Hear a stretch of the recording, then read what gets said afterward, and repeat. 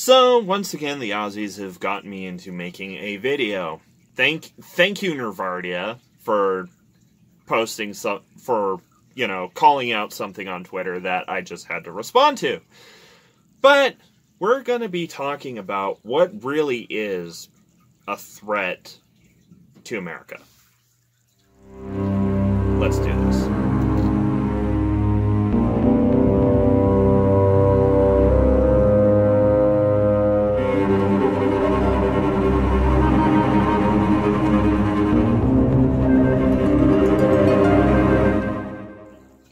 So, as stated in before the intro, Nervardia reposted a tweet, calling out how horrendous it was, and I will be linking that version of that retweet in the description below.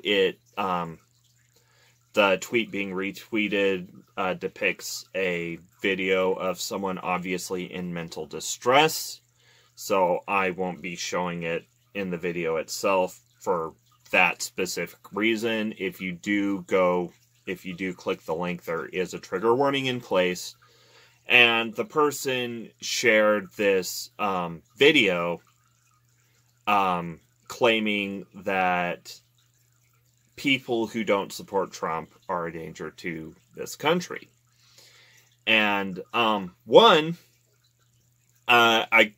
couldn't tell when the tweet was posted, but I do specifically remember seeing that video having been taken. I remember seeing a previous posting of that video immediately after the 2016 election, which everyone was kind of in shock at the fact that, the Cheeto in the White House actually won. And, but, see, there's one thing I know. Okay, if there's two things I know. One, the Bible. Okay, three things I know to take away from, Eric Idle's Spanish Inquisition sketch. There's three things I know. One, the Bible. I spent years of my life studying it. I don't know it, academically, but for the most part, all I have to do is check to see where exactly check the chapter and verse number. Two, literature, but that's highly subjective. That's why, literature and media, that's highly subjective. That's why I, tend to stick to that topic on my channel, because, don't need to claim to be an expert in that. Three, threats. Because I spent 3 years of my life assessing what could be dangers to this country. And that's as detailed as I'm going to give. That, and I made PowerPoints for officers while I was in the military. That's about what I'll give you. In that specific video, that I did not see a credible threat. What I saw was someone having a mental health crisis at that moment, obviously very emotionally distraught, and very much likely egged into it, because you don't see what triggered this. You only see this outburst, and this outburst is being filmed from a table of people supporting Trump. And the thing about the right, there are people who like to elicit responses and then use those responses against, as gotchas. Oh, look, for instance, the Westboro Baptist Church is rather famous for being as obnoxious as possible during their protests to elicit a negative response and then sue the pants off whoever crosses over, a legal, arbitrary line. But in the interest of time, and once again, you can, if you wish, you can follow the tweet, or follow the link to the tweet in the video in the description. That's all we're covering. That's all we're covering of that specific video. So, what do I see as current threats to national security? Well, okay, so I'm going to start from lowest to from lowest and most indirect to highest and most direct. To start with, well, that's how it's going to be structured. And first off, we have the fuckery that the DNC is trying to pull in, because there, if you followed the Iowa caucus, there is, it does look kind of sketchy, the way that the reporting had come in much slower than it usually does, for the Iowa caucus, and we know that the DNC pulled some shady business to try, to force who they wanted into the candidacy.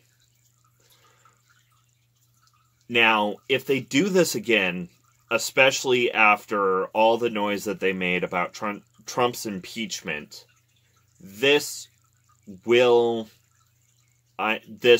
show, sorry to tell you, Democrats, but that's just gonna prove everything everything the right has said about the impeachment is that it was just a political circus to try and make it good for your boy Biden. But why do I assess this as a threat?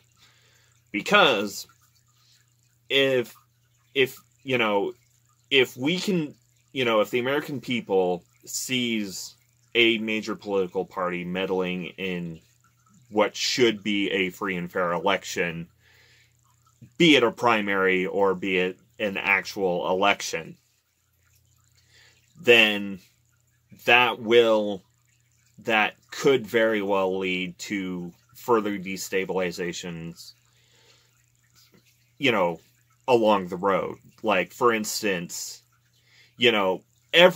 pretty much every revolution starts with the people getting pissed off enough at their government and seeing that their government isn't doing what it should be doing. Like, for instance, the American Revolution, the French Revolution,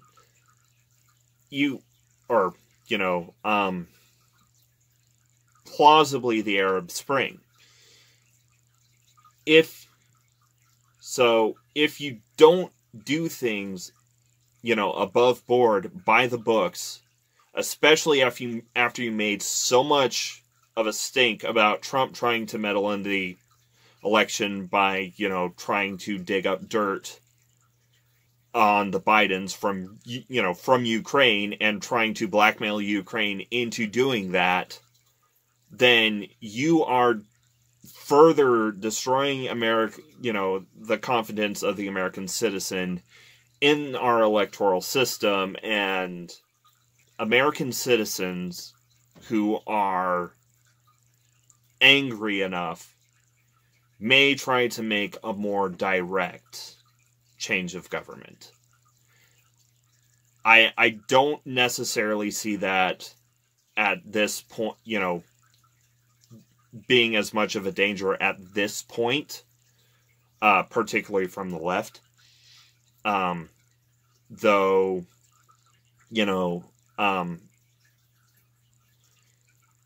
but I will say that,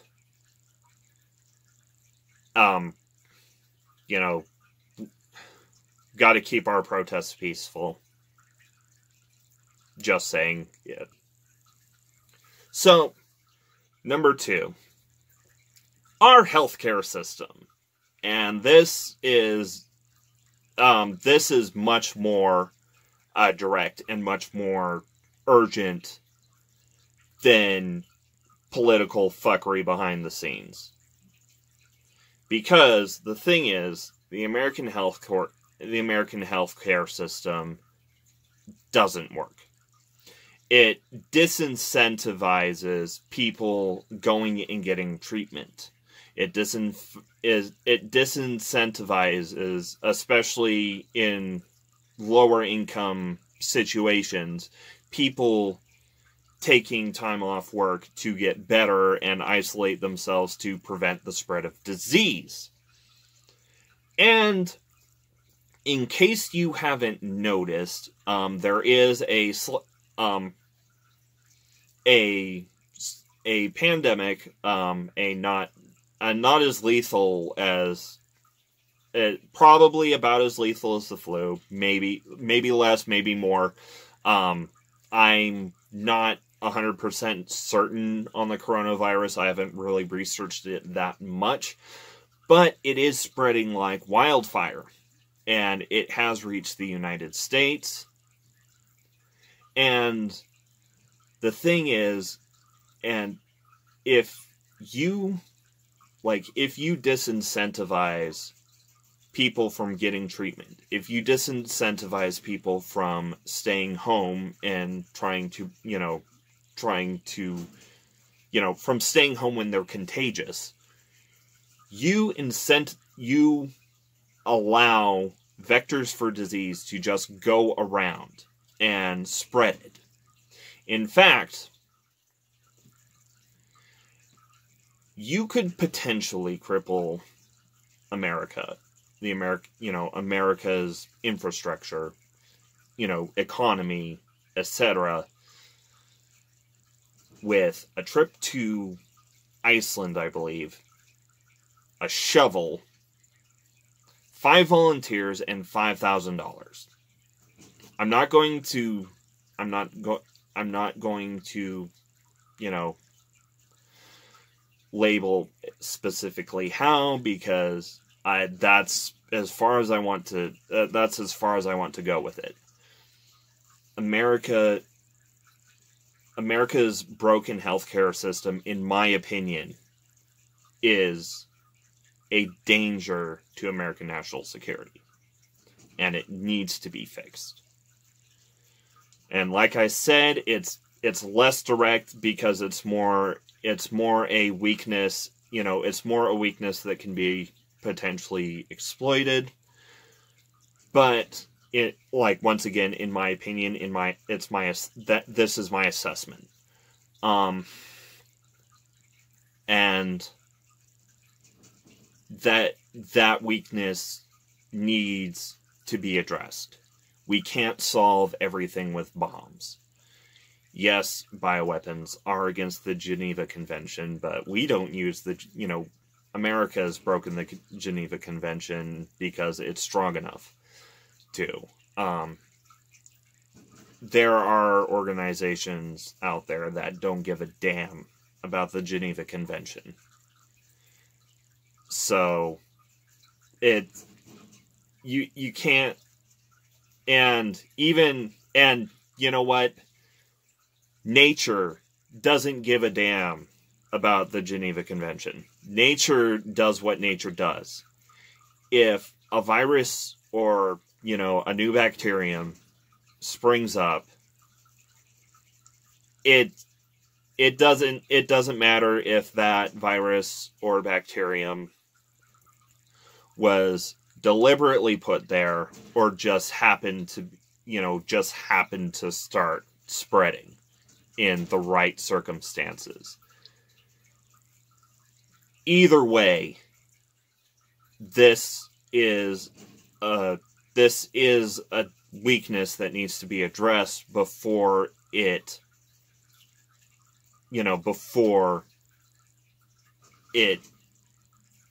breaks the chain, essentially. Honestly, a pandemic or epidemic is more of a plausible threat than any sort of than most direct attacks I can think of. So that's number 2 on this list is America's healthcare system. It needs to be fixed. End of story. Especially if you add anti-vaxxers into the mix. Honestly, I think a lot of the reason why Americans are so enthralled with homeopathy and woo cures is because it's still cheaper than getting actual health care because of how broken our healthcare system is. So there is that, the whole anti-vaxxer, big pharma, they're just trying to make money bullshit. Even though vaccines are ridiculously cheap. But this isn't that kind of video. Now we're going to move to what I can see as the biggest and the most direct threat to American security. And that is the extreme evangelical right. Especially so. For if anyone's interested, there will be links in the description below. Representative Matt Shea, or Matt Shea, or Matt Shea, or I think it's Matt Shea. It looks like it looks perchance like a Gaelic name, but Washington Representative Shea wrote a manifesto on the biblical basis for warfare. And it's essentially an insurgent manifesto to try and establish a Christian theocracy. Cyrus did a very good breakdown of it. If I can track down that video, I will link it in the description below. I'd love to do a breakdown of it, but I can't find the manifesto on the internet, and honestly, that's probably a good thing. But the thing is, as of my last checking, which was last Friday, as of Friday, February 27th, or 28th, rather, he's still in office. He's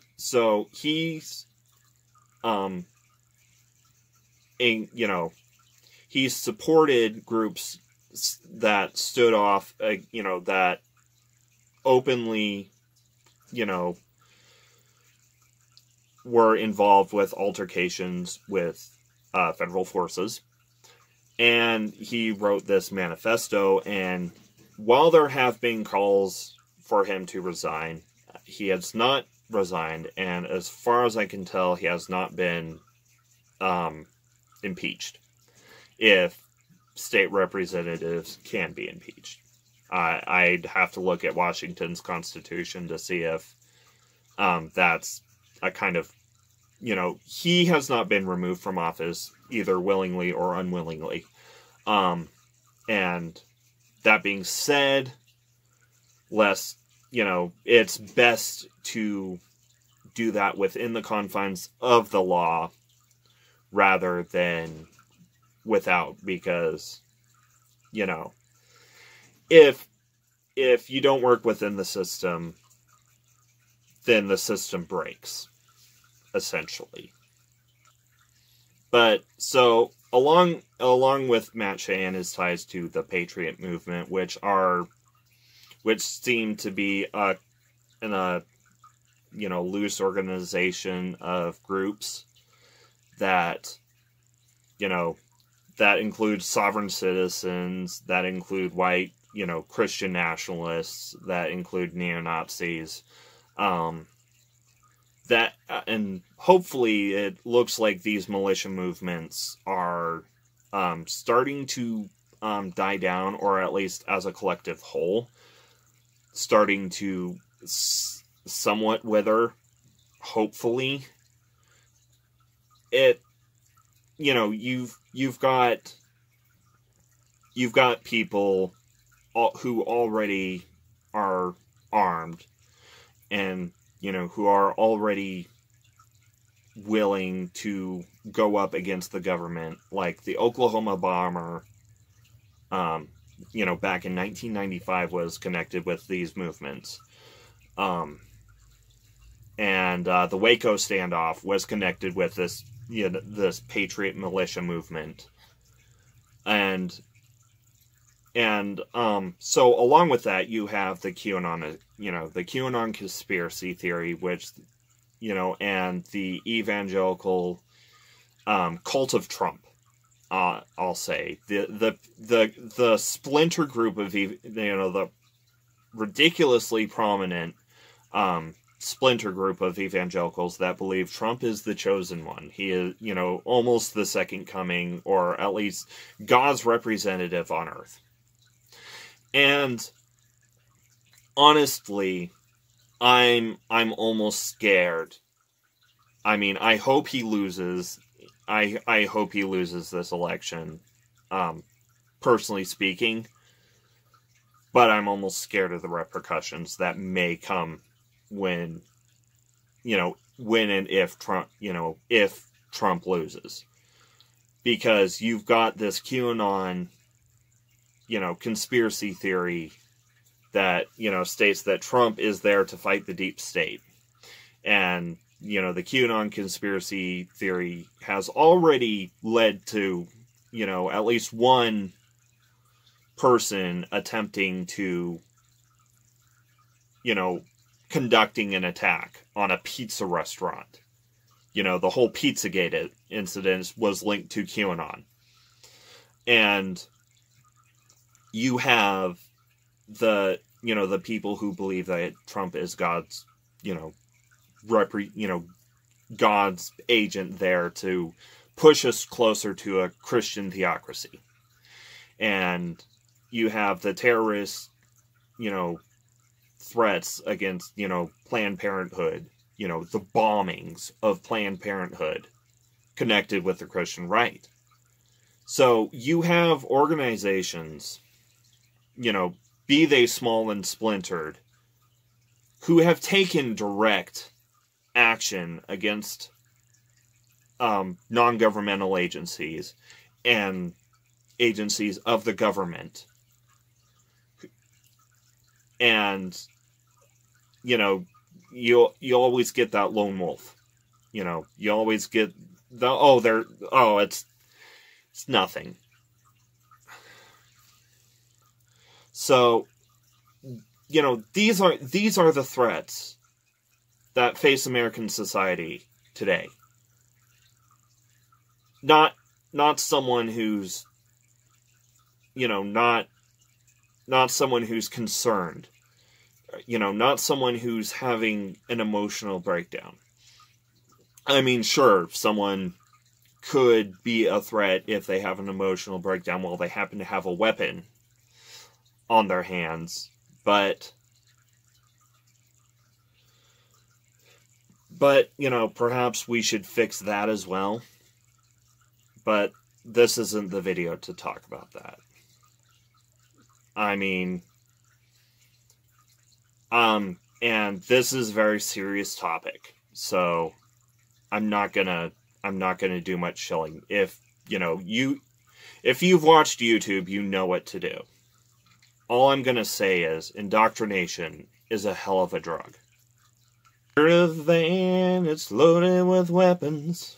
Backed up and ready to go. Heard of graveside down by the highway, a place where nobody knows. The sound of gunfire all through the distance, I'm getting used to it now. Lived in a brownstone, lived in a ghetto, I lived all over this town.